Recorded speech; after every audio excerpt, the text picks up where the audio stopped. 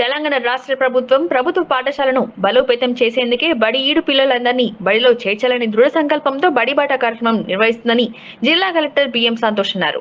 గద్వాలోని ప్రభుత్వ బాలికల ఉన్నత పాఠశాల నుండి పాత బస్టాండ్ వరకు విద్యాశాఖ ఆధ్వర్యంలో ఏర్పాటు చేసిన బడిబాట కార్యక్రమంను జిల్లా కలెక్టర్ ముఖ్య అతిథిగా హాజరై జెండా ఊపి ర్యాలీ ప్రారంభించి అనంతరం ప్రతిజ్ఞ చేయించారు. ఈ సందర్భంగా ఆయన మాట్లాడుతూ 2024-25 విద్యా సంవత్సరానికి గాను చదువుకు దూరమైన పిల్లలందరినీ తిరిగి పాఠశాలలో చేర్చడమే ప్రభుత్వ ఉద్దేశమని అన్నారు. జూన్ 6 నుండి 19 వరకు నిర్వహించే బడిబాట కార్యక్రమంను జిల్లా యంత్రాంగం సమన్వయంతో పనిచేసి విజయవంతం చేయాలని అన్నారు.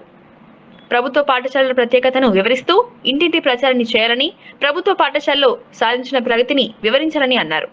ఉచిత పాఠ్య పుస్తకాలు, ఏకరూప దుస్తులు, నాణ్యమైన మధ్యాహ్న భోజనంతో పాటు ప్రభుత్వ పాఠశాలలోనే ఆటపాటల విద్యను అందించడం జరిగిందని అన్నారు.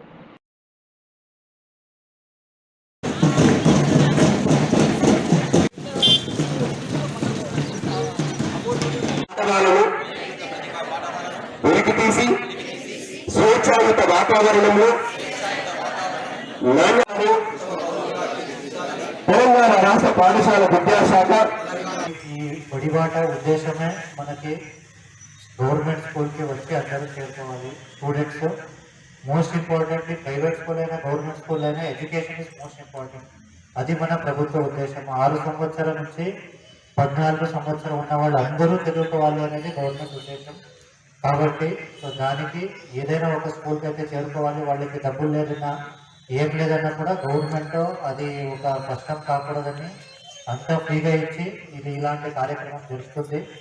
ఇప్పటి నుంచి ఇంకొక 10-12 రోజులు ప్రతి ఒక్క రోజు మనకి ఏం చేయలేని విద్యాశాఖ నుంచి టైం టేబుల్ ఇవ్వడం జరిగింది. సో ఈరోజు విలేజ్ ఆర్గనైజేషన్స్ వీళ్ళ నుంచి ప్రారంభించి మనకి కంప్లీట్ అన్ని డిపార్ట్మెంట్స్ ఇన్వాల్వ్మెంట్ మనం ముందుకు తీసుకొని వెళ్ళి ప్రతి ఒక్కరు జిల్లాలో ఎవరు ఎలిజిబుల్ స్టూడెంట్స్ అంటే 6 సంవత్సరాల నుంచి 14 సంవత్సరాల 10th స్టాండర్డ్ వరకు ఏ ఒక్క స్టూడెంట్స్ కూడా బయట వెళ్లకుండా స్కూల్లో చదవాలి అనేదే మన గవర్నమెంట్ ఉద్దేశం. సో ఆ ఉద్దేశంతో